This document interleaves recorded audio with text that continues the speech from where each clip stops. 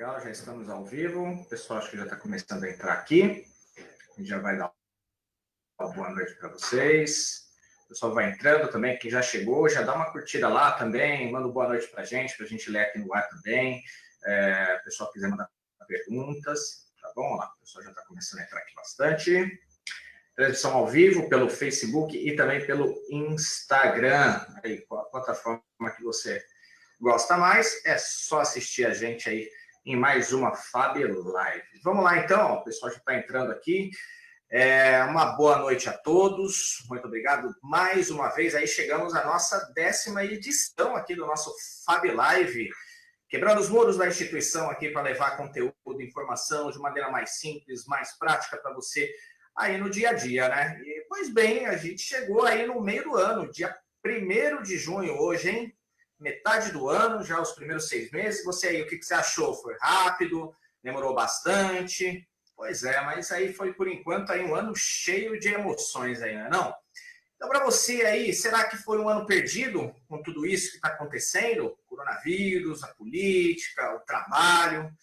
Será que a gente pode tirar muitas lições aí com a crise? Experiências, novas oportunidades? Eu acho que a gente vai conseguir sair muito mais forte aí, seja porque a gente vai precisar aí desse momento que é de reconstrução, né? Seja ela uma reconstrução social, uma construção organizacional, uma questão também que a gente pode falar cultural, também a gestão de negócios, ou seja, vai ser uma reorganização completa nesse período pós-pandemia. E, claro, os resilientes, as pessoas que se adaptam melhor, com certeza vão se dar muito bem com isso.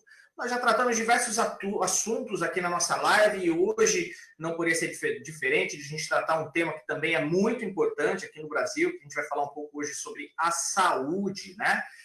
Nós vamos falar aí sobre esse tema que é muito já discutido aqui no Brasil, que é o acesso do direito fundamental à saúde. Vamos tratar assuntos aí como direitos humanos, vamos falar sobre o SUS também, vamos falar sobre a OMS, que é a Organização Mundial da Saúde, legislação e também muito mais. Lembrando aí para vocês, alunos que estão acompanhando a gente, assistindo todas as lives, elas a partir de agora estão valendo como atividades complementares, então é só seguir o regulamento aí que foi enviado pela coordenação aí para fazer valer horas complementares aí que você precisa aí para completar a sua carga horária para se formar, tá? Acho que começando aí com boa noite para o nosso convidado de hoje, ele que é oficial de justiça, também avaliador federal, especialista em processo penal, foi professor da Universidade de Taubaté, foi nomeado também promotor de justiça de Rondônia, além de analista do Ministério Público Federal com atuação na área da saúde, Matheus Sandin. Boa noite, Matheus, tudo bem? Seja bem-vindo. Boa noite, Guilherme. Obrigado aí pela oportunidade, do professor Paulo Rufino também. É um prazer estar presente nessa live. Espero poder contribuir aí, colaborar com as informações, né, que eu tenho. Também estou aprendendo, né, numa situação diferente que a gente vive, né? Tentar fazer dessa diversidade algo positivo, como você muito bem colocou no início, né? Espero poder colaborar para que seja algo útil para a Faculdade Bertioga aí. Tá certo. Assim como Churchill disse na Segunda Guerra, temos que tirar proveito também das crises, né? Temos que tentar extrair ali alguns pontos fracos ali com que a gente consiga se adaptar, ser resiliente e conseguir atravessar isso com mais facilidade. Quem vai medir o papo hoje, mais uma vez aqui, o nosso vice-diretor, coordenador do curso de Direito da FAB, professor Paulo Rufino. Boa noite, professor. Boa noite, Guilherme. Boa noite, Matheus. Boa noite a todos que mais uma vez estão aqui nos honrando com sua companhia. Hoje nós vamos tratar de um tema bem interessante, né? Falar da questão da saúde sobre o aspecto dos direitos humanos, e discutir aí com o Matheus, né, que é um expert aí nessa área, alguns aspectos dessa questão dos direitos humanos relacionados, em especial à saúde, que é um dos pontos aí que discute nesse cenário de pandemia, a questão da saúde, as dimensões da saúde. Então, vai ser um bate-papo bem gostoso aí, com certeza. Legal, obrigado. Vamos lá, então, começando com boa noite aqui antes do pessoal, antes da gente iniciar os nossos trabalhos. Mandar uma boa noite aqui para o professor André Ferrausch, o mais novo Digital Man, que agora já já se adequou aí às novas tecnologias, né, professor? Muito obrigado aí pela participação. A Elizabeth Oliveira também, a Flor Pereira, a Márcia Fernanda, a Elizabeth Pereira que está dando boa noite, assistindo aqui no trabalho. Legal, Elizabeth. Muito obrigado aí pela sua participação. O professor Bruno Spagnuolo também acompanhando, a Flor Pereira dando boa noite, Bruno Vaz, Rominho Cruz, Caio Martins também. E vamos lá também. Caio Martins. Caio Martins é aluno aqui da FAB, está participando com a gente. Muito obrigado aí pela participação. E você já pode mandando suas perguntas aí. O tema é muito legal e acredito que a gente consegue aí conversar bastante, extrair bastante aí do Matheus Sandin nessa live de segunda-feira, começando a semana, tá bom? Vou passar agora mediando o debate, o bate-papo. Professor Paulo, com você. Matheus, muito obrigado aí pela sua participação mais uma vez, tá bom? Eu que agradeço. Obrigado, Guilherme. Matheus, acho que uma questão que seria muito importante a gente começar aqui discutindo, e eu acho que nesse debate aí sobre a questão da saúde, é a gente discutir um pouco essa questão dos direitos humanos e direitos fundamentais, né? O que são os chamados direitos humanos, é a mesma coisa, direitos humanos, direitos fundamentais, como que a saúde se enquadra nesse conceito? A gente tem ali os direitos fundamentais, né? Eles são conhecidos a partir do momento que eles são positivados na Constituição Federal, né? Então, na lei máxima interna aí de cada estado, né? Muitas vezes esses direitos são os mesmos que são os direitos humanos. Basicamente, a diferença é que os direitos humanos eles estão numa órbita internacional. Então, eles são constantes, assim, tratados, convenções, né? Enquanto os direitos fundamentais estão na Constituição, né? No caso do Brasil, a Constituição Federal de 88, Constituição Cidadã, né? Então, o que acontece muito é que a aplicação do estudo de um se aplica também ao outro, já que é praticamente uma estrutura normativa que difere, né? Então, a gente vai ver que essa lógica dos direitos humanos, que muitas vezes, lá no início lá do estudo de direitos humanos, a gente começa a saber que existe o de primeira dimensão, que seria os individuais, os fundamentais, o de segunda dimensão, que seriam os sociais, seriam, né, a saúde, inclusive, no artigo 6º da Constituição Federal, está explícita como um direito, né, seria um direito social, mas a gente também analisando muito bem os direitos humanos e as suas características principais, né, como universalidade, interdependência, a gente vê que é difícil dizer que um direito é só fundamental, um direito é só social, né? O direito acaba tendo uma classificação mesmo heterogênea, né? Então, como eu falei, basicamente, né, os direitos humanos ele tem mesmo conteúdo aí dos direitos fundamentais, a diferença fica mesmo porque os fundamentais mais presentes aí nas constituições de cada estado. Quando eu falo estado, eu estou falando dos países, né? Aquele estado mesmo com maiúsculo, né? Com E. Então, basicamente é isso. E dali também a gente tem essa classificação, ela é mais nova, né? Do século 20 e 21. Os tratados e convenções internacionais anteriores falavam em direitos do homem. O que a gente tem muito hoje importante, né, além da nossa Constituição Federal, é a Convenção Interamericana, né, de Direitos Humanos, inclusive está de acordo com a própria Constituição, né, e a gente vai, né, discutindo sobre isso. A saúde, né, que é o tema de hoje aí, então ela se enquadra ali, né, no direito social, mas que também é fundamental, né, que a gente pensa o direito à vida é um direito ali basilar, um direito fundamental basilar, mas o que adianta a vida sem, né, o bônus também, né, que é a vida sadia, a qualidade de vida e tudo mais. Então, o direito à vida, o direito à saúde, eles acabam, né, sendo recíprocos ali, dialoga com o outro, um alimenta o outro, né? E Eles fazem parte aí daquele conceito do mínimo existencial, né? Exatamente, exatamente. Do que a gente chama aí de piso vital mínimo, né? Exatamente, que são aquele conjunto ali de atributos, de necessidades que qualquer ser humano tem, né? Por isso o piso, para poder desenvolver sua vida aí de forma qualitativa, né? Então... E é interessante, né? Não sei o que você pensa, mas acho que com relação aos direitos sociais, me parece que essa questão da pandemia evidenciou muito a ausência de garantia desses direitos, né, Matheus?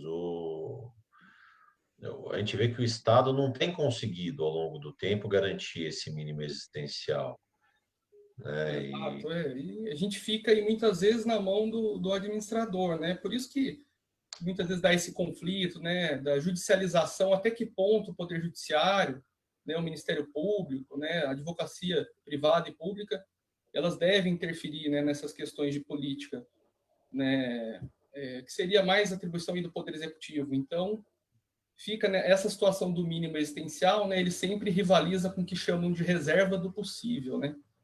Então, muitas vezes tem esse jogo ali, porque o mínimo existencial, como a gente falou, é um piso, né? O ideal seria que ele fosse um teto, né? Todos tivessem um conjunto aí de atributos para viver bem, mas a gente sabe que há uma escassez de orçamento, né? Uma questão financeira, mas muitas vezes, como você falou, professor, o que acontece é que as decisões, né, do administrador não são as melhores, né? Então, a gente vê muitas vezes gastos excessivos com publicidade, né?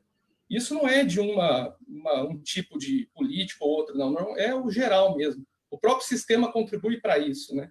Sim. Então, às vezes, se gasta com publicidade, se deixa de gastar com a saúde, com a educação, né? Então, é realmente, né, lógico, a gente pode querer discutir aí uma questão, né, da representatividade, né, do poder legislativo, né, e também na questão do voto do poder executivo, mas é uma questão que muitas vezes a gente delega, né, para os políticos aí para tomar as decisões, né, por todos nós. E muitas vezes o judiciário tem que entrar de forma aí, não assim, tomando a decisão mesmo, tentando resguardar esses direitos, essas garantias, né, e ele fica mais distante dessas questões aí, né, majoritárias, né, de agradar ou não o público, né, às vezes tem que tomar uma decisão contra a majoritária, mas que é necessária para garantir o piso de cada um. Né?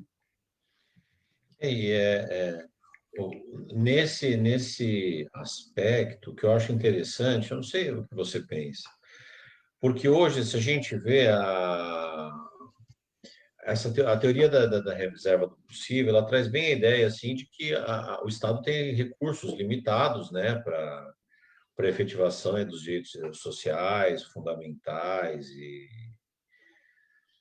E aí eu vejo o seguinte, né, nesse cenário da pandemia, me parece que assim que recursos estratosféricos estão sendo destinados ao combate, né, da proliferação do Covid, as medidas aí de tratamento e de enfrentamento, mesmo que ainda não, né, protocolarmente definitivos, mas o que se tem em mãos está se investindo. E o que eu penso é o seguinte, dentro dessa ideia, inclusive da teoria da reserva do possível, será que esses recursos que se eram escassos e eles não se tornaram abundantes da noite para o dia, eles não podem vir a estar prejudicando outros segmentos que o Estado atua também para garantir outros direitos sociais, inclusive a própria saúde, em outras vertentes e se concentrando no combate necessário agora aí a pandemia e a gente acabar se encontrando aí num cenário futuro de ausência de recursos para algumas outras áreas que o Estado tem que atuar e que provavelmente possa faltar recursos para essas áreas? Acredito que sim, inclusive a questão da arrecadação tributária, né? A gente sabe que é real, né? Houve uma queda aí da arrecadação e agora, né, como estão se envidando esforços para o combate dessa pandemia, né, o cobertor curto, né? Muitas vezes vai faltar ali para uma coisa ou para outra, né? Também importante. E a gente tem um sistema também federativo que muitas vezes não contribui tanto para isso, né? Tem as autonomias dos entes, e daí a gente vai até, talvez, ter a oportunidade de falar do SUS, né? Sistema Único de Saúde, que é justamente isso, ele é solidário, né? Então ele tem uma repartição ali de atribuições do município, do estado, da União, né? E que o E eles ideal é são que solidários. tecnicamente deveriam ser, né? Mas o que a gente vê é que a política, muitas vezes, do município não está igual ao do Estado, da União, então, às vezes, uma divergência ali, nem sempre a repartição também financeira, né, do orçamento. né, a questão tributária, de arrecadação, né, muito se fala de reforma tributária, né, é ideal, né, a gente vê alguns municípios em melhores condições, outros piores, uns que são geridos melhores, outros piores. Isso muitas vezes, como a gente tem um sistema público de saúde diferente de outros países, né, que até a ideia do nosso sistema é até elogiada internacionalmente, mas muitas vezes na prática, ali, na execução das políticas que sofre um pouco. E agora, como, né, você bem colocou, nessa situação aí de pandemia, né, a escassez de recursos fica evidente. E é uma coisa que é interessante também, Paulo, é que quando a gente pensa em reserva do possível mínimo existencial aqui no Brasil, né, se pensa logo no judiciário resolvendo todos esses problemas, né? E de fato isso realmente, né, a origem internacional da reserva do possível do mínimo existencial é um debate mesmo, né, constitucional, né, que foi lá na Alemanha, mas era uma questão diferente, que era, né, o ensino lá é público em grande parte, e as universidades públicas na Alemanha, elas tinham números restritos de vagas. E daí se ingressou, né, no Tribunal Constitucional Alemão para, né, isso na década de 70, né, arguindo, né, falando o seguinte, olha, a gente não tem o direito à educação, então eu quero ingressar na universidade, né? Só que a universidade não tinha vaga para todo mundo, né? Então, como que fica? É aí que entra ali, né, como sopesar, né, o direito à educação que todos têm. A gente sabe que, né, o ensino público no Brasil também é insuficiente, né?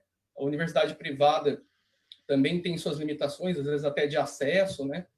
Então, a gente tem o direito à educação ali, que, né, um direito garantido, né? Você pode classificar como individual, como social, mais social até, né, para essa classificação, né, técnica, mas assim, muitas vezes ele não consegue ser implementado na sua, né, no seu máximo, né? Lógico que houve muito avanço, né?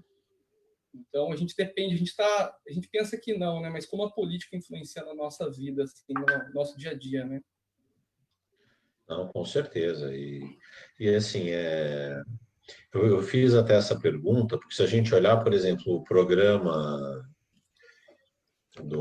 de distribuição de medicamentos que o governo federal patrocina, né, que é a chamada farmácia popular, ele é importantíssimo e ele dá cobertura de medicamentos aí para pressão, para diabetes, e que são comorbidades que têm que estar controladas, né, para eventualmente, se a pessoa for acometida aí da Covid-19, e alguns medicamentos que tinham uma resposta melhor no tratamento, por exemplo, da pressão alta, né, da hipertensão, eles foram tirados e substituídos por remédios genéricos, né? Então, você tinha um remédio de referência, e agora, nesse cenário da pandemia, foi trocado, muito provavelmente porque para o governo referência é mais caro, então, para ter recursos para...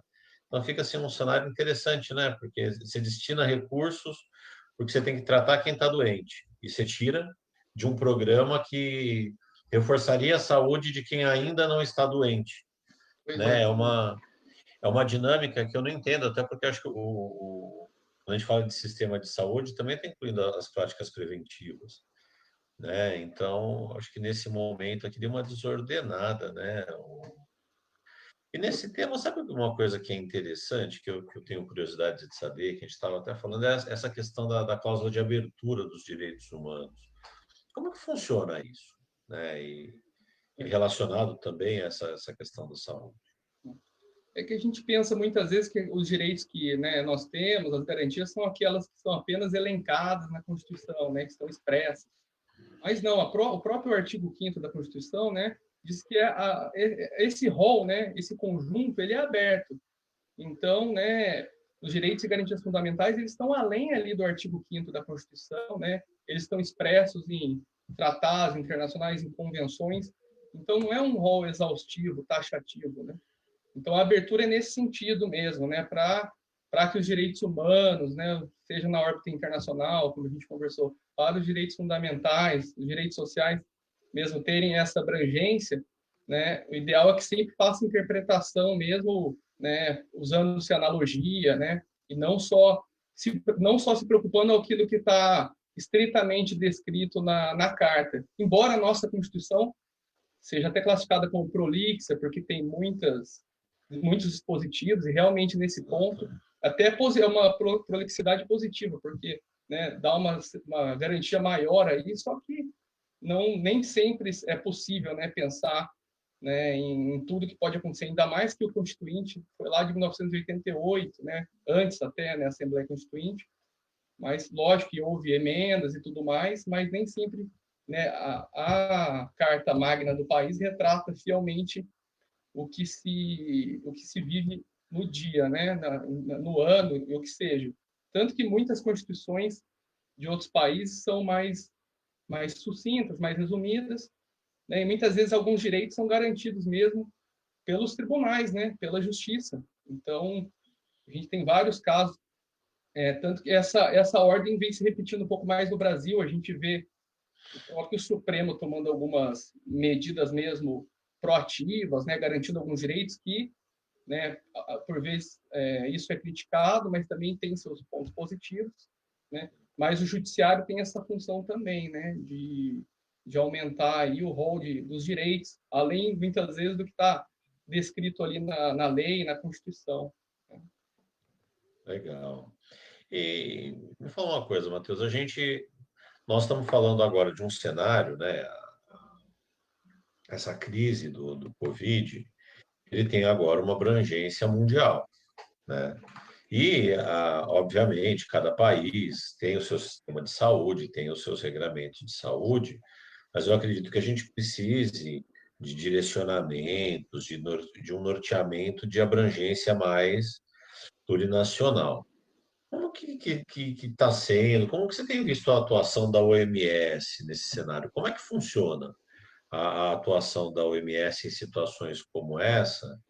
E se ela vincula, os países são obrigados a seguir? Porque eu vi que, por exemplo, os Estados Unidos ele está dando início à sua saída da OMS, né? E aí, como que ficaria se o Brasil resolvesse também sair? Se isso é possível, né? E se seria recomendável? Como que funciona essa relação entre os países aí? Em especial, né, eu sei que tem vários organismos internacionais, mas principalmente com a OMS, que hoje é o órgão temático relacionado a essa questão crítica mundial aí que é da saúde, né? É interessante até a sua colocação, e é até para quem até se inicia no direito e depois vai tomando gosto e conhecimento, é muito diferente o entendimento do direito internacional para o nosso direito interno, né? Então, muitas vezes as normas internacionais elas não têm essa coatividade, né, como tem as normas internas. O interessante é que assim a OMS ela ganhou, né, força e a estrutura que tem hoje, né, no pós Segunda Guerra Mundial, depois de algumas atrocidades que a sociedade viveu.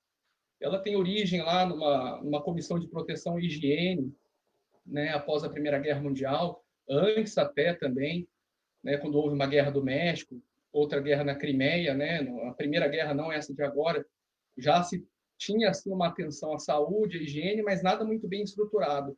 Então ela ganhou a roupagem atual praticamente junto com a ONU. Até a OMS, muitos não sabem, mas ela é uma agência especializada ligada à ONU, né? Ela tem uma personalidade jurídica própria, né? Mas ela tem uma aliança ali, uma ligação com a ONU. Inclusive os países que fazem parte da ONU praticamente são os mesmos que da OMS, né? Então, o que acontece? A ideia da OMS é agregadora. Ela quer que quanto mais países participarem, fizerem parte dela, melhor, né? O Brasil é signatário, né, da Carta de Formação, né, lá de 47, 48. Depois disso, né, houve vários outros acréscimos e regulamentos e mudanças. Mas, assim, o que acontece muitas vezes nos organismos internacionais é que, como eu falei, eles não têm esse poder sancionatório, né? A gente pensa aqui no direito, quando a gente descumpre o nosso direito interno, o que a gente pode sofrer, né? No direito penal, a gente pensa sempre na restrição à liberdade, né? No direito civil, uma multa, uma sanção, uma obrigação de não fazer. No tributário, mais ou menos no mesmo sentido, né? O direito internacional, salvo algumas exceções, né, que a gente tem, como o Tribunal Penal Internacional, né, a própria Corte Interamericana, e em alguns casos muito específicos, né, a gente tem uma sanção mais precisa. Mas, na maioria das vezes, o não cumprimento de normas internacionais não tem uma sanção tão grave ao país. Ele, às vezes, a sentença que condena aquele país que descumpriu alguma regra, ela é publicada, isso gera uma certa vergonha internacional, mas nada que seja coativo. Então, depende muito mesmo da colaboração de todos. Inclusive, a OMS, ela hoje é estruturada justamente, né, pela questão financeira orçamentária proporcionada pelos países que a integram, né? Então, os Estados Unidos mesmo era um dos maiores, né? Ainda é, porque não houve a ruptura total, né? Mantenedores aí da OMS, né? E assim, ela dá diretrizes gerais, né? E dentro do possível vai se tentando cumprir. O que acontece é que a gente está esse cenário de pandemia, a gente está na verdade tendo que fazer um conserto no carro andando praticamente, né? A gente não sabe, não conhece muito bem, não tem vacina, né? Então a própria OMS ali às vezes pode dar uma derrapada numa orientação. A ideia é que dê a orientação que seja mais segura possível, só que a gente envolve também aspectos econômicos aí. Então ficou numa posição que também virou uma briga política, que não é. A ideia da OMS não é essa, né? É uma organização de convergência, né? Até porque a saúde aí, a gente vê, né? Que a gente pensa que a saúde é uma coisa limitada e ali fechada. Pelo contrário, a gente viu uma coisa que surgiu lá na China, acabou espalhando para o mundo inteiro. Então, é um direito difuso também, né? A gente tratar a saúde nesse aspecto. Mas então a OMS é uma organização internacional, uma agência especializada da ONU, né? Ela dá algumas diretrizes, né? Para até informativa para os países, e os países muitas vezes eles acabam não seguindo necessariamente, né? A gente viu que houve aí uma ruptura, tanto aqui no Brasil de alguma maneira, não formal ainda, mas algum descontentamento com a direção, os Estados Unidos também, e na verdade, não é bom para ninguém isso, né? O ideal é que haja aí uma concordância e cada um ceder um pouco para que o bem maior aí global se sobreponha, né? Com certeza. E é aquilo, né? A gente vê que as próprias definições, vamos dizer assim, da OMS com relação à saúde, elas conflitam um pouco com as práticas que estão sendo adotadas, mas eu também, a gente estava conversando em outros debates aí por esses dias. A gente não sabe até que ponto o que priorizar, né? Para a própria OMS, saúde é um, é um completo bem-estar físico, mental, social, né? E eles até na definição, eles deixam muito claro que não é só ausência de doença. É ótimo, Né? Então, o que a gente estava discutindo era isso. Tudo bem, então se não é só ausência de doença, ficar isolado para não contrair a doença, você previne um aspecto da saúde, que é manter a integridade física. Mas a integridade mental das pessoas já está ficando muito abalada. A tal ponto, eu estava conversando com o Guilherme. Eu acho que as duas lives que até agora bombaram, vamos dizer assim, e muita pergunta, o pessoal estava que não queria sair, foram as lives com os psicólogos, dando orientações de como está a situação, de como vai ficar. A gente vê que o afastamento, o isolamento social está tornando as relações humanas complicadas. A angústia que gera na incerteza está ficando cada vez mais complicada, mas a questão da saúde física, por mais que seja só um dos aspectos, né? Eu lembro que assim, eu tenho alguns conhecidos que eles são bem radicais, no sentido de que é besteira, tem que trabalhar, senão vai todo mundo falir, vai todo mundo quebrar, porque afinal do Brasil só tem 1.000 mortos. Aí passa um tempo, mas também só tem 3.000 mortos. Ah, mas também não é para tanto, você vê, são só 6.000 mortos e não sei o quê, hoje já passou de 30.000. Né? Ontem, a última vez que eu vi, estava em 29.000 e pouco, hoje já passou de 30.000. Né? E aí, se a gente for pegar uma doença que matou 30.000 pessoas em menos de 6 meses, né? Óbvio, tem outras. O que eu comentei no começo foi isso. É que tem outras doenças e outras situações que matam muito e que não se está falando. Né? Então, não resta dúvida que vamos dizer assim, é o assunto do momento, que é o que está todo mundo falando, mas existem sim outras situações graves a serem discutidas.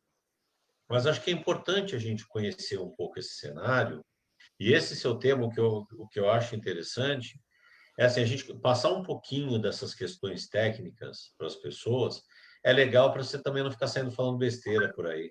O Guilherme, eu vejo que ele bate muito isso nas redes sociais, né? Ele fala que a gente tem muito engenheiro de obra pronta, né? E principalmente na área jurídica, tem muito aspecto relevante, né? Então, aquele que defende a OMS, por exemplo, tem que saber que a orientação da OMS é orientação, não é vinculante, não é porque a OMS falou que o teu presidente, por exemplo, não quer cumprir, então, por conta disso, você tem que impeachment o presidente porque a OMS falou. Mas também não significa que não vai ter um impacto nas relações internacionais se todo mundo estiver fazendo uma coisa, o teu país não está fazendo.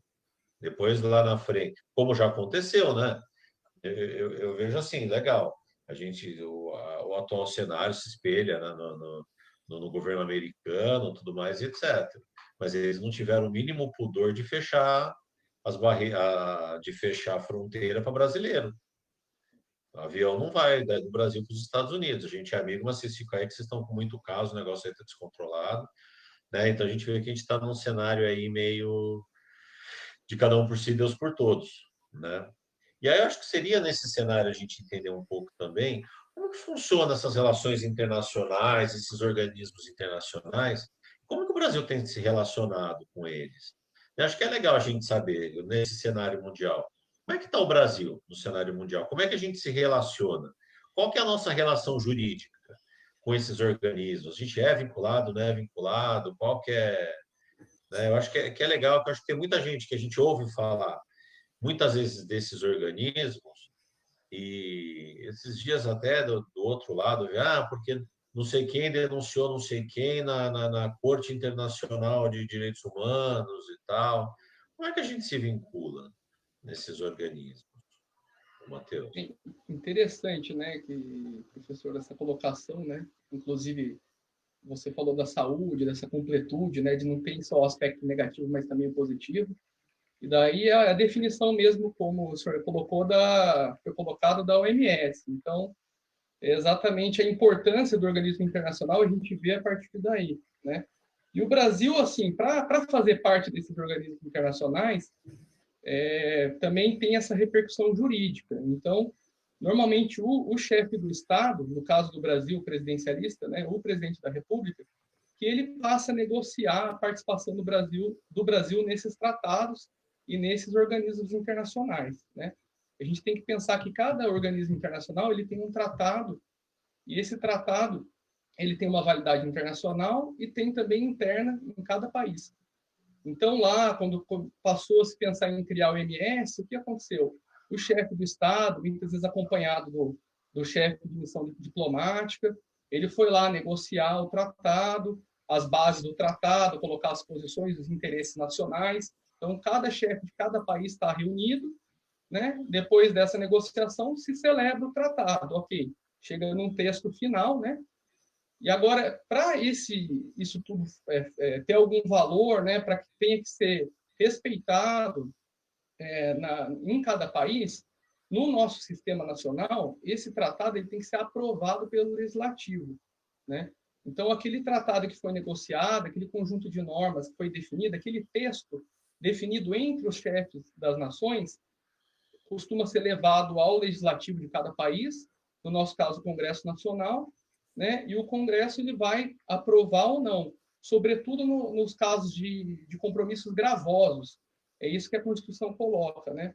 Gravosos no sentido que tem algum ônus para o país, né? Muitas vezes financeiro ou de contribuição. Então, sempre tem que ter essa convergência do Poder Executivo aprovando ali, fechando o texto, mas também do Legislativo fazendo a aprovação formal mesmo daquele texto, né? Então, depois de tudo isso, depois que o Legislativo, vamos pensar no OMS, depois que foi aprovado pelo Legislativo aquele texto, né? Depois disso, internacionalmente, o presidente da República, né, fez a ratificação, né, informou que houve aprovação do Legislativo, né? Isso é entendido como adesão também, o depósito, e o Brasil passa a ser responsabilizado internacionalmente, caso ele não cumpra as bases desse tratado, né? Por quê? Porque ele já celebrou aquele texto que foi aprovado no Legislativo e o presidente devolveu lá para o organismo internacional, né? A partir daí, ele tem que ter um comportamento até, desde ali da celebração, positivo para que esse tratado seja cumprido, né? Até há uma convenção de Viena sobre tratados que ela justamente determina isso, né? Que o presidente que contribuiu para o fechamento daquele texto, para a formação daquele organismo ou para aquele tratado, que ele também use seus esforços para que ele seja aprovado. Então, como eu falei, houve lá a definição do texto, o Legislativo aprovou, foi devolvido esse texto lá para o órgão internacional, normalmente uma secretaria do organismo, e depois, a partir desse momento que foi devolvido, ele já tem uma validade internacional, né? Se o Brasil descumprir por alguma maneira, ele pode sofrer alguma sanção, né? Uma publicação de um relatório, uma sentença, até pecuniária, muitas vezes pode acontecer, né? No âmbito internacional, e daí se assemelha um pouquinho ao direito interno, mas ele só vai passar a valer também no direito interno a partir, né, do momento que há promulgação e publicação desse tratado. Então, depois do decreto legislativo lá do Congresso Nacional, que aprova esse tratado internacional, e depois que ele é depositado no organismo internacional, o presidente da República tem que promulgar, publicar. Então, ele faz ali um decreto executivo, né, dizendo que promulga, né, o tratado internacional já aprovado, né, pelo decreto legislativo, e a partir daí o Brasil passa a fazer parte seja do organismo internacional que foi criado, né, ou ele acaba se responsabilizando pelo tratado que foi ali definido.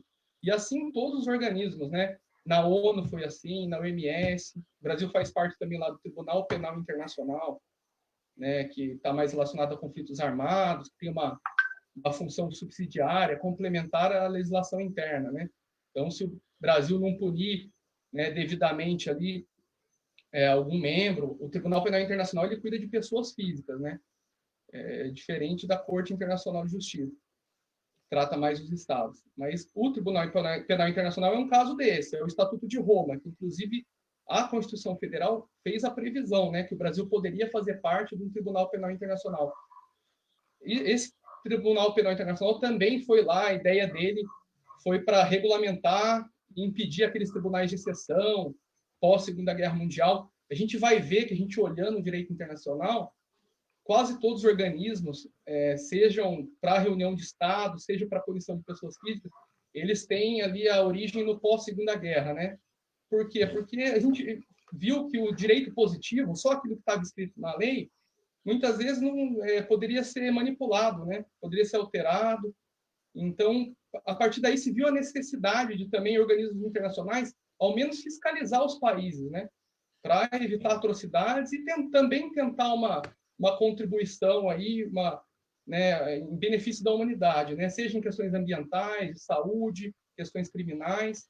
Então, é uma área assim, bem interessante mesmo e inesgotável. A gente, para conhecer todas as tratados. Imagina que a gente tem os códigos que já são bem extensos, com muitos artigos, para a gente memorizar um direito penal, processo civil, já é uma dificuldade.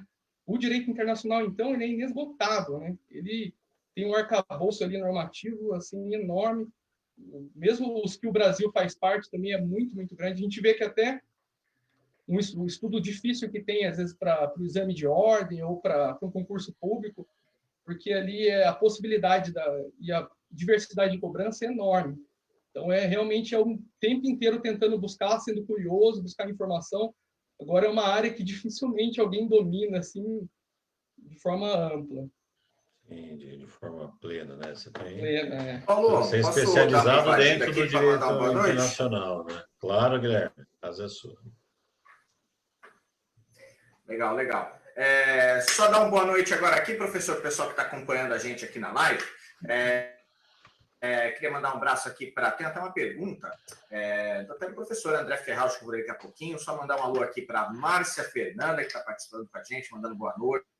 A Helenilda Santos, a Lígia Coutinho também, o Heraldo Escute Palma, mandando aqui, boa, Matheus, parabéns. Também mais um monte de gente que está curtindo lá nossa live, tem o Valmir, quem mais aqui? O Cláudio Ferreira, a Elizabeth Oliveira, a Rita de Cássia, a Márcia Fernanda, Yolanda Tyler, o Heraldo que está acompanhando aqui com a gente. Muito obrigado a todos que estão participando. Tem a pergunta aqui, professor, do André Ferrausch. Ele diz: boa noite. Como o palestrante entende que ficarão as relações de trabalho pós-pandemia para os integrantes do chamado grupo de risco, professor? Você. As relações de trabalho aí, o que acontece muito é a peculiaridade, né, essa questão da saúde de cada um. O que a gente tem visto muito hoje é home office, né? Então, houve uma mudança, algo que já acontecia ordinariamente, né, em pequenos grupos de trabalho, agora tende a ser fomentado e aumentado, né? Então, realmente, eu acho que a depender da situação de saúde de cada um, né, a ideia, lógico, preservando isso, né, é que haja uma atenção maior até para o bem-estar aí do próprio trabalhador, né? E também vai exigir aí nova disciplina, essa questão do trabalho, né? Também com a pandemia, o que vivemos hoje, o que pode alterar no futuro é muito interessante, né? A gente acaba cotejando várias situações, né? Às vezes a pessoa está no âmbito ali doméstico, familiar, e está tendo que fazer, né, algo do trabalho dele e tudo mais. Mas a pergunta é mais nesse aspecto, não sei se eu consegui responder bem, essa ideia que ele pretende que clareça. Acho que a gente vai ter que mesclar aí duas vertentes da saúde, né? Sem dúvida nenhuma, né? Assim, é que para mim, pós-pandemia, depois que tiver vacina e garantir que você consegue não pegar a doença e que exista tratamento 100% confiável, né?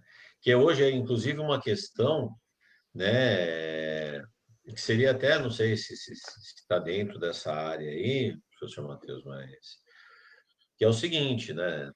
Se discute hoje desde que se a gente deve dar catuaba com limão, pinga com mel, cloroquina, hidroxicloroquina, antibiótico, antigripal, anti não sei o quê, né?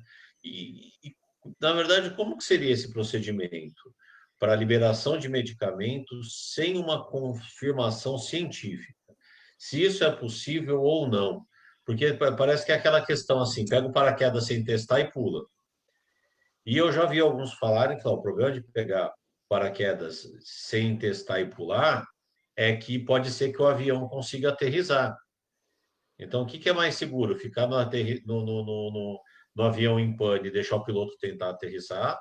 Vamos dizer assim, vamos deixar o organismo tentar se virar e a gente vai usando medicações. Eu não, cata o tratamento alternativo, pula, vai, né? E aí alguns dizem, mas que tal remédio vai aumentar o risco de infarto. Tal remédio pode dar hemorragia interna. Tal remédio aumenta o risco de AVC. Tal remédio... Então, assim, os efeitos colaterais que a gente sabe que todo remédio tem. Então, você conseguiria passar para a gente mais ou menos como que ficaria essa questão de liberação de medicamento aí sem a necessária comprovação científica? Como que está isso? Então, professor, a gente tem um cenário interessante hoje, porque são medicamentos aí que já existem no mercado, né, que muitas vezes têm uma outra função, eles estão tentando usá-los, né, para combater essa pandemia. O que a gente tinha muito, e muita discussão jurídica, era uma situação um pouco diferente.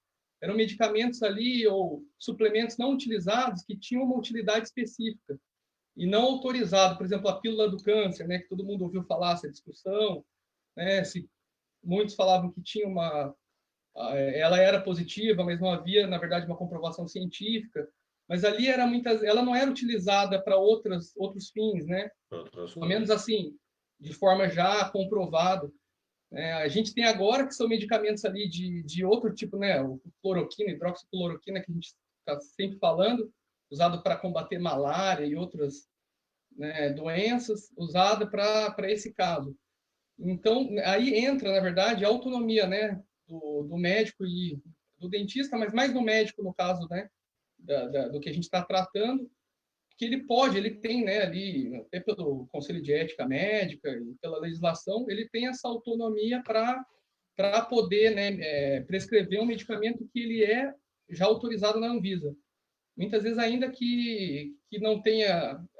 a grande questão é a seguinte, ele pode prescrever também para uma outra situação, que não aquela que já está comprovadamente, cientificamente autorizada, né? E o que a gente tinha muito antes, a discussão também era o seguinte: o judiciário ele pode garantir um medicamento que não está sequer autorizado pela Anvisa?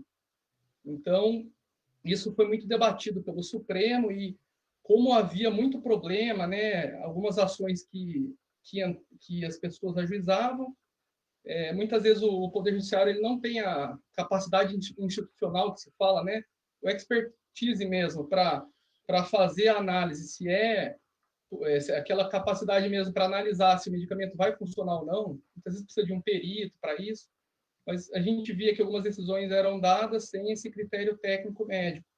Então havia muita diferença, né? Acabava entrando nessa parte que o pessoal chama de loteria do judiciário, que entrava num lugar, conseguia, outro não. Então o Supremo tentou definir algumas balizas, né? Então, via de regra, também o Superior Tribunal de Justiça já tinha decidido alguma coisa, mais ou menos na mesma linha. A gente precisa sempre que o medicamento seja, em primeiro lugar, autorizado pela Anvisa, né? Que é uma agência aí que tem uma natureza de autarquia, que vai autorizar o uso do medicamento. Em alguns casos muito específicos, o Supremo permitiu, né, que não houvesse essa autorização, né, não se exigiu essa autorização, desde que alguma agência reconhecidamente internacional, reconhecida, já tenha autorizado o medicamento. No caso, a agência lá do Japão e dos Estados Unidos estão reconhecidas, e se autorizaram um certo medicamento, esse medicamento também pode ser concedido judicialmente. Então, a gente pensa que primeiro tem que ser a Anvisa autorizar, se não houve autorização da Anvisa, alguma agência reconhecida internacionalmente autorizar, né?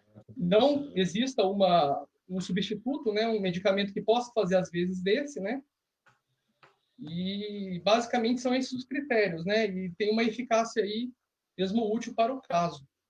Mas Então, na agora... verdade, por exemplo, se tiver... dizem que tem um laboratório, alguns laboratórios espalhados aí pelo mundo, que alguns já entraram com protocolo nas agências locais pedindo a liberação de X medicamento, mas não é medicamento novo que dizem que combate efetivamente a Covid.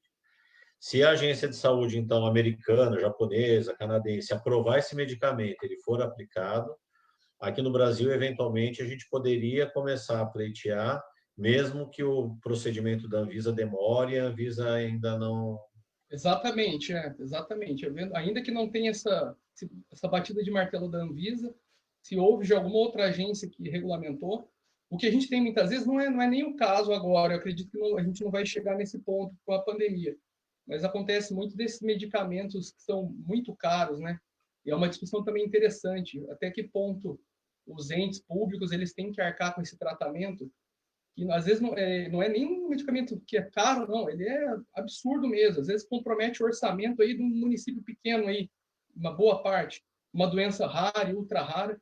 Então, essa questão de uso de medicamento, de possibilidade de concessão pelo poder público, né, e ingresso de ações judiciais para tanto, é também um assunto que dá até para ter uma outra live a respeito. Sim, esse é um tema bem interessante.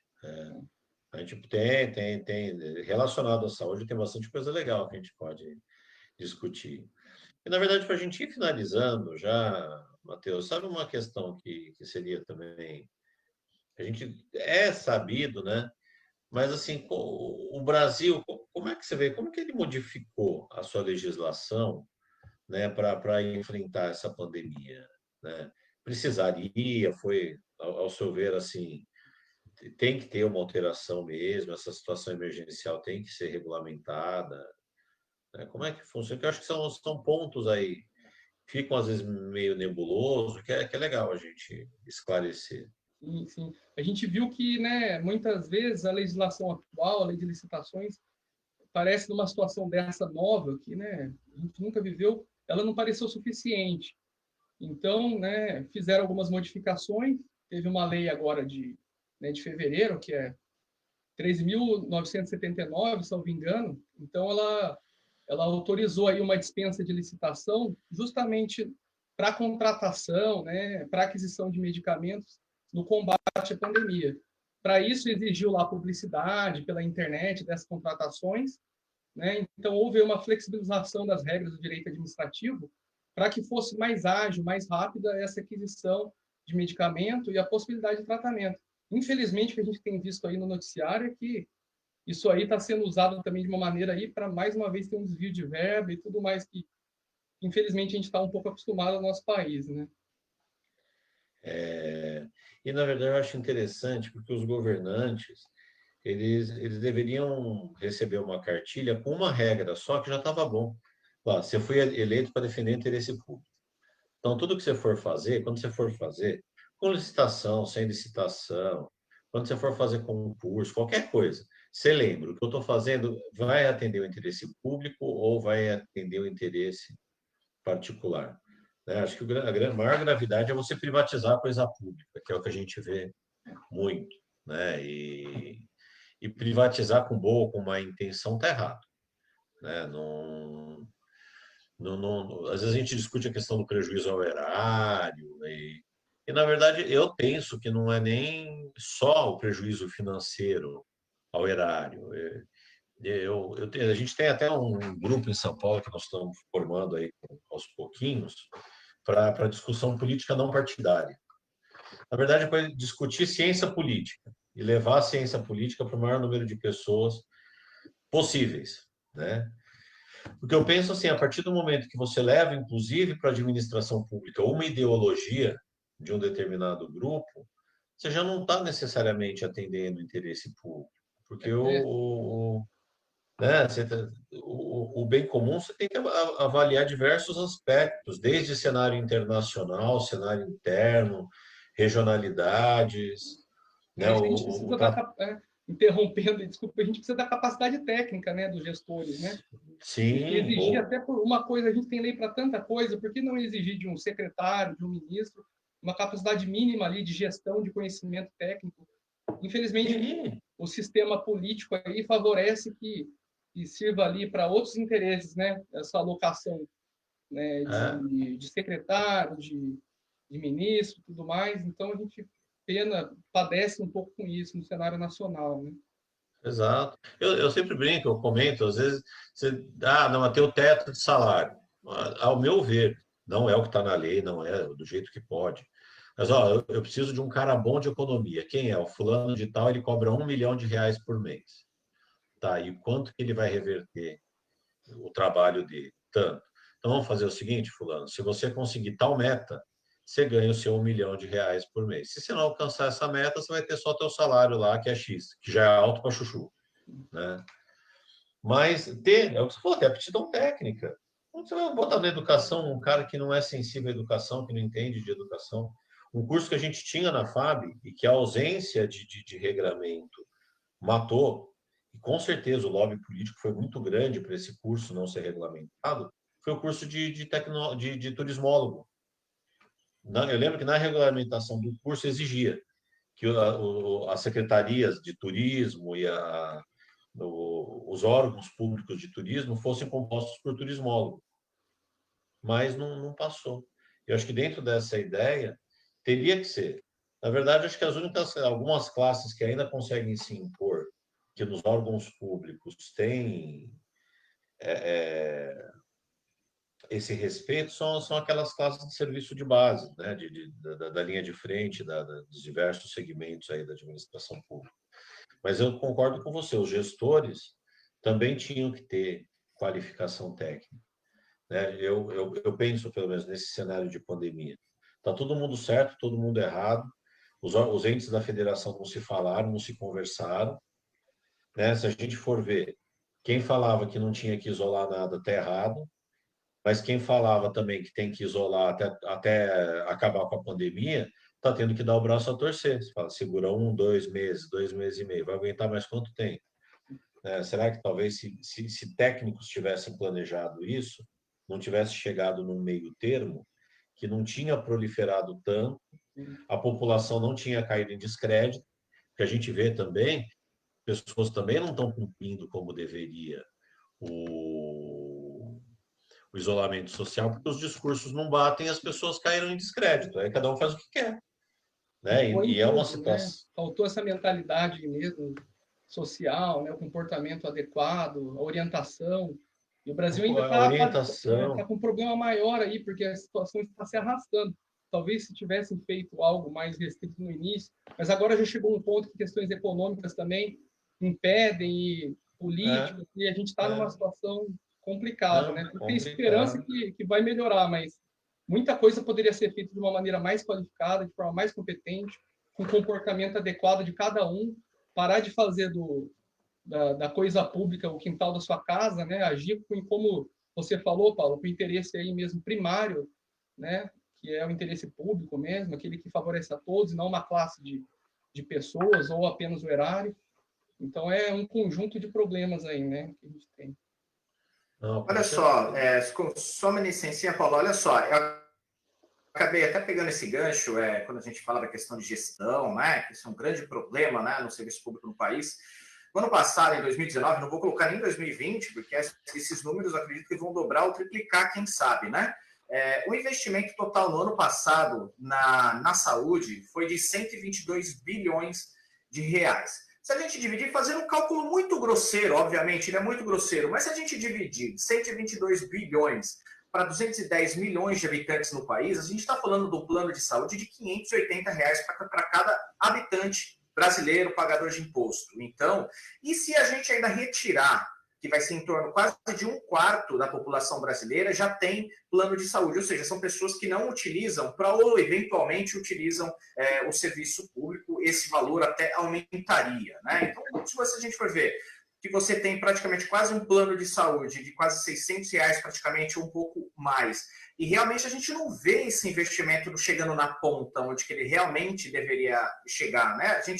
Quantos casos a gente está vendo de políticos que estão aproveitando do momento de calamidade pública para fazer desvio, superfaturamentos e aproveitar desse momento de que baixa, utiliza a prerrogativa e que não precisa fazer a própria licitação. Isso acaba atrapalhando demais aqui no Brasil. E também tem a questão política, né? A gente vê uma politização das organizações, muitas questões de defesa de retóricas, oposições burras, né? Que é o que a gente chama aquela oposição que, mesmo que seja bom para a população, não faz parte da mesma linha, não importa, eu vou votar contra ou vou votar a favor de acordo com a circunstância. Então a gente acaba vendo aí um pouquinho disso aqui no Brasil, né? E que atrapalha, né? Se você vê a politização de tudo isso, a ideia do que a OMS fala não vai de encontro ao que o Trump quer, então eu vou lá e vou cortar a relação, e assim as coisas estão funcionando, e a gente vê uma polarização cada vez maior no Brasil. E isso eu acredito que só tende a ser ruim para todos. A polarização, né? Polarização extremas, inclusive, né? Uma polarização muito à esquerda e uma polarização muito à direita.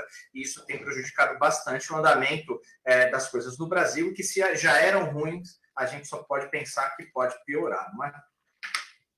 O que eu acho legal dessa questão desse discurso polarizado é que, na verdade, sim, tem muita gente que nem sabe o que é política, o que é ideologia de esquerda, direita, o que é ideologia de direita, mas defende. Não, eu sou de esquerda, né? Eu sou de direita. Né? Aquele cara que fala que é de direita roxo e é assalariado, o cara, né, ele é vítima de todas as mazelas que o Marx defendia, mas é de direita. Né? E o outro é um capitalista que explora trocentos empregados por mês, mas fala que é de esquerda. Não, eu sou de... Né? O interessante Então, disso aí, professor, é a questão da... Porque a gente precisa de mais informação, né? Talvez menos opinião e mais informação.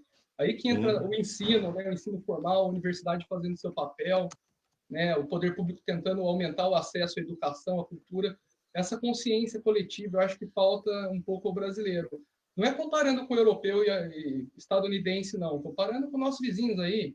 Pega um argentino, um uruguaio, que tem suas mazelas também.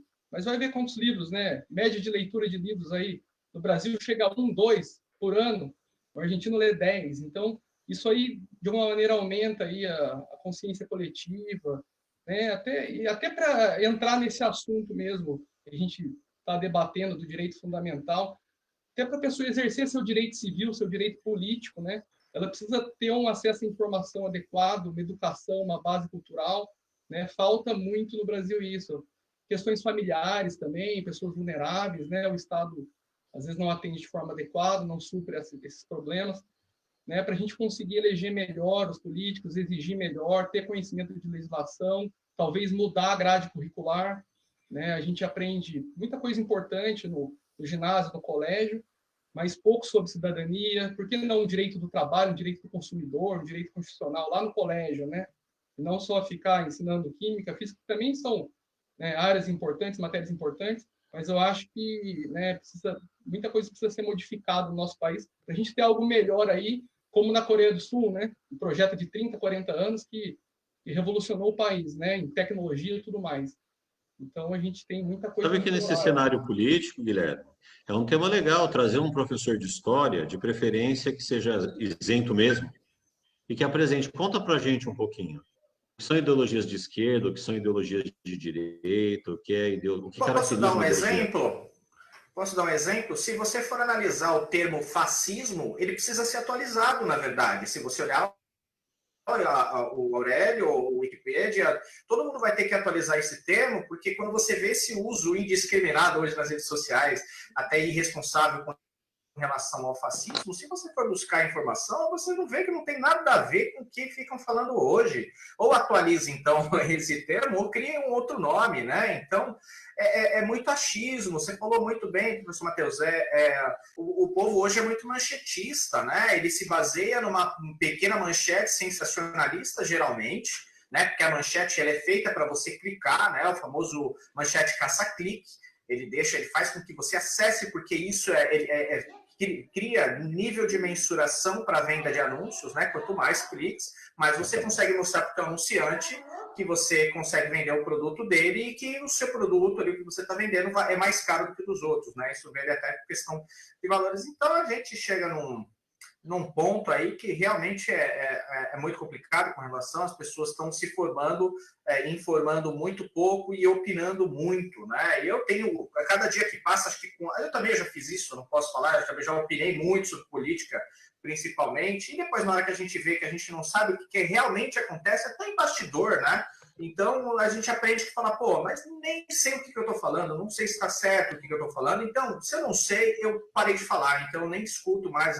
Aí, todo dia é um assunto novo, todo dia as redes sociais bombam com um assunto desse tipo, a saúde foi uma delas, do que a gente tratou hoje aqui, todo mundo ficou especialista em cloroquina, todo mundo virou especialista em Covid, todo mundo já sabia tudo sobre isso, dados estatísticos, informações dos mais variados possíveis, de forma muito rasa, né? E isso parece que não influencia muita gente. Quantas pessoas começam a repetir aquelas mentiras, aquelas fake news que são colocadas diariamente nas redes sociais, né? É só um apelo para o pessoal aí que é das redes sociais, gosta muito da ferramenta, é igual bebida alcoólica, tem que apreciar com moderação, porque senão a gente acaba fazendo muita besteira, induzindo muita gente, inclusive, também ao erro, né?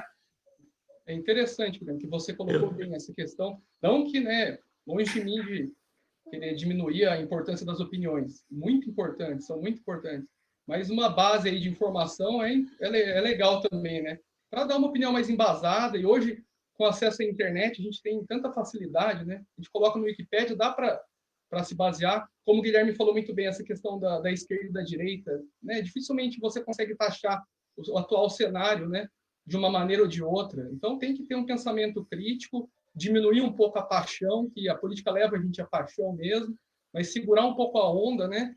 Não ter nenhum político corrupto de estimação, seja de um lado ou seja de outro, pensar sempre no bem maior mesmo, né? E votar bem, né? Tentar pensar bem em quem vai votar, porque isso pode mudar o nosso país. Né? Com certeza. Mas eu acho engraçado. Eu vejo o cara que se diz esquerda chama o outro de fascista e nunca foi procurar para saber que o Mussolini ascendeu num partido de esquerda. Né? E sem entrar no mérito se é de esquerda ou se é direita, né? Mas você sabe que eu adotei como estratégia nesses cenários, quando eu vejo que tem discussão de conhecidos, primeira coisa, sempre manter o respeito e falar assim, não, legal, acho que a sua opinião é bacana, mas você já parou para pensar que isso assim, assim, podia ser assim, assado? Não, tua opinião é bacana, tal, mas...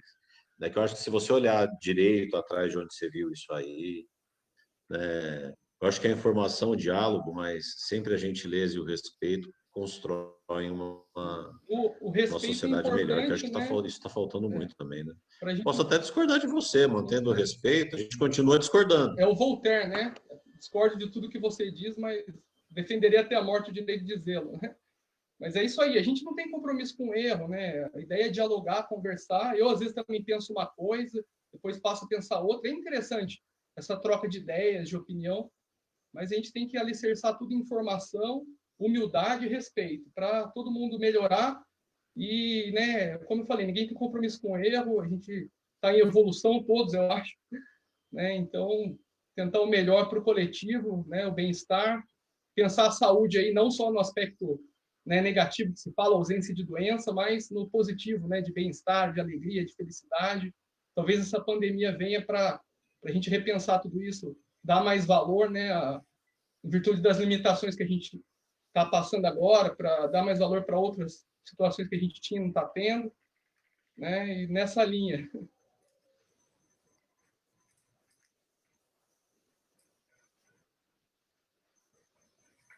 Tá mutado, Paulo.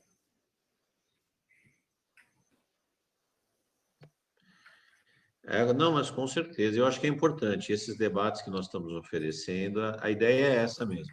É trazer informação num curto espaço de tempo, a gente dialogar um pouco aí com o pessoal para a gente conseguir todo dia trazer uma informação nova, trazer um professor bacana de uma área diferente. O pessoal ainda vai ver bastante o Matheus aí na área, tem bastante coisa aí para nos oferecer. Em breve aí o pessoal vai poder aproveitar aí mais do conhecimento do Matheus, né, Matheus?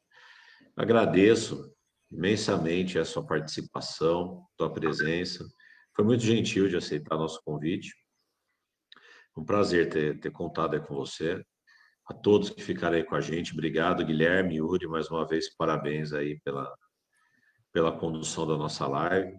Hoje a internet ajudou, né, Guilherme? Hoje, graças a Deus, ela não boicotou muito, né? Graças a Deus, Então, mas o que a gente tem percebido, né, professor, é que o problema realmente é nacional de internet. A gente vem conversando com pessoas também de outras localidades, e assim como até o próprio Matheus comentou hoje, que ele também tem problemas com internet lá em Taubaté, né? E tem até cidades grandes tem esse problema de internet, mas quiçá a gente aqui com uma cidade de 70 mil habitantes, pequena, ainda não tem infraestrutura para todo mundo, e aquilo que a gente vem falando todas as vezes, escancarou o problema de conectividade no Brasil. Simplesmente a gente, os mais pobres, infelizmente, estão sofrendo com isso, não estão conseguindo assistir suas aulas, né? Estão conseguindo acompanhar, então isso está escancarando um problema nacional de conectividade de internet, que seja o 4G ou a própria cabeada, fibra ótica, via rádio, via satélite. E a gente acredita, viu, Matheus, que tudo isso que está acontecendo, que está escancarando de problemas agora, assim como escancarou o problema da saúde, né? Viu como a gente não estava preparado para situações como assim? Então, quem sabe agora a gente começa a ter políticas públicas voltadas para a questão de conectividade, de tecnologia. Hoje você vê a Índia, que era um país miserável há poucos anos atrás, hoje está detendo uma das melhores tecnologias do mundo, né? Eles estão conseguindo, hoje, a boa parte da população da Índia hoje já tem carteira de identidade digital, que é feita com QR Code, todo o sistema já tudo detalhado, muito mais fácil, muito mais prático da utilização do dia a dia, ou seja, já estão na frente em pouco tempo, eles conseguiram descobrir, e a gente também precisa fazer isso. O Brasil precisa acordar, deixar a política de lado, encontrar o caminho do meio, que isso é o que a gente precisa fazer, a gente consegue atender os dois lados, né? Porque não adianta ficar extremando, tem que ser do meu jeito, tem que ser do jeito do outro. Não, a gente é uma unidade, então a gente tem que procurar sim o caminho do meio, igual andar em bicicleta, se desequilibrar, cai, ou para um ou para outro. Então o pessoal precisa acordar nesse sentido e tomara que a gente consiga ter políticas públicas para arrumar esse problema de conectividade no Brasil. Muito obrigado pela sua presença aí, a gente agradece de coração, em nome da faculdade, todos os nossos alunos, professores, e uma próxima oportunidade, temos muitos temas aí, assim como o Paulo falou, que a gente pode conversar em breve, tá bom? Obrigado, viu? Obrigado, Paulo, também, obrigado, Yuri, um grande abraço a vocês. Eu agradeço aí a oportunidade de vocês, agradeço ao Yuri pelo apoio, as suas ideias também, Guilherme, pela condução, tá? Oportunidade do professor Paulo Rufino aí, de eu poder expor minhas ideias, também aprendendo aí, tentando colaborar. Agradeço ao professor Rogério, que também fez a intermediação, né, dessa live. E obrigado, espero poder contribuir aí em outras oportunidades. Direito a acesso à informação, que é sempre importante, como o Guilherme bem colocou. Quem sabe a gente consiga utilizar essa ferramenta para o bem de todos aí, né? Com certeza. Então tá joia, gente. Obrigado. Né? Vai adiantar. Amanhã a gente vai conversar um pouco, vamos fazer uma live aqui especial, né, Guilherme? Adiantar um pouquinho aí para o pessoal nosso plano de trabalho aí para. Ah, sim, amanhã o pessoal que está aí assistindo, amanhã a gente vai falar sobre o programa de recuperação comercial e social de Bertioga, que está sendo capitaneado aí pela faculdade, também junto com a Secretaria de Turismo de Bertioga. Nós estamos criando um trabalho de ação que visa dar subsídios, que seja ele em forma de capacitação, em forma de indicação, mostrar quais os caminhos a gente pode estar utilizando agora, nesse momento de recuperação comercial, visto aí esse período de quarentena, muita gente fechada. Você pega, por exemplo, a rede hoteleira, tem muita coisa voltada, inclusive, para o turismo e também para o comércio, que é um próximo motor econômico que Bertioga vai ter que seguir para conseguir realmente aí ter uma questão financeira aí boa para a cidade, economicamente boa para a cidade. Então, amanhã a gente vai estar falando com o diretor de turismo, Felipe Sofiati, que vai estar aqui com a gente, detalhando mais sobre projetos. Se você é comerciante, profissional liberal, ambulante, está aí acompanhando, precisa saber o que você precisa estar fazendo para participar desse projeto, a gente vai estar falando amanhã. Fechou, então? Paulo, é isso aí, Matheus, Guilherme. mais alguma coisa? Essa é o passo 2, né? Vamos enfrentar essa situação e agora é o momento de se preparar, de estudar, de se organizar, de se reinventar para seguir, né? Daqui a pouco os concursos estão de volta, a prova da OAB está de volta, o comércio está aberto, a vida está voltando e com certeza vai se destacar como em todos os momentos de crise. Aquele que se preparou, aquele que se capacitou, aquele que se reinventou, né? O Guilherme usa uma expressão maravilhosa, né? Que é o que se diz mesmo, é aquele que saiu fora da caixinha, né? E saiu da zona de conforto e foi atrás. Que o cenário é crítico, todo mundo já sabe, que a situação foi de escala mundial, todo mundo já sabe. Mas vamos olhar para frente, vamos encarar e vamos encontrar novas alternativas. A faculdade já está também se preparando. Logo, logo a gente vai ter novidades aí com relação ao retorno aí no segundo semestre. E a gente vai seguir em frente, vamos seguir junto. Matheus, novamente, obrigado. Guilherme, Yuri, a todos. Um grande abraço. Amanhã, então, esse tema aí muito, muito importante, né? E de um apelo muito importante, que é o olhar para frente e a gente já começar a planejar o que a gente vai fazer para retomar a vida e seguir em frente. Obrigado, boa noite. Um grande abraço para vocês. Obrigado, Matheus. Obrigado, Paulo. Obrigado, Yuri. Obrigado a todos e até amanhã. Tchau, tchau. Até amanhã, um abraço.